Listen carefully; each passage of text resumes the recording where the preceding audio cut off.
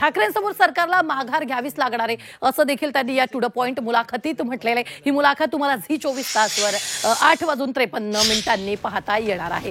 तर ठाकरेंच्या युती शिंदे फडणवीसांचा खडा महायुतीचे नेते राज यांना भेटून संभ्रम निर्माण करतात असं देखील त्यांनी म्हटलेलं आहे।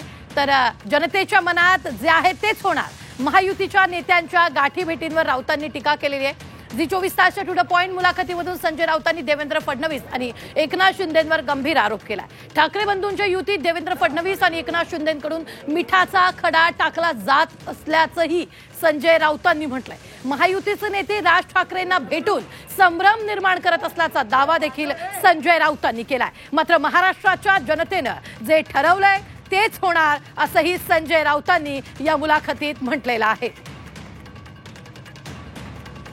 ही मोठी बातमी आपण आत्ताच्या क्षणाची पाहतोय। ही संपूर्ण रोखठोक मुलाखत तुम्हाला झी 24 तासवर आज पाहता येईलच। मात्र महत्त्वाचं जे गौप्यस्फोट संजय राऊतांनी केलेले ते आपण पाहतोय। महाराष्ट्राच्या जनतेनं जे ठरवलंय तेच होणार असं संजय राऊतांनी म्हटलंय। अटी शर्तींची खूप चर्चा मधल्या काळात मला असं वाटत नाही। काय होतं बघा, राज ठाकरे तुमच्याशी इकडे चर्चा सुरू असते, पण त्यांच्याकडे भेटीला मग कधी एकनाथ शिंदे येतात, कधी फडणवीसांची त्यांची भेट होते। काल दादा भुसे येऊन गेले। बघा, तुम्हाला असं वाटत नाही का टू टायमिंग होत आहे?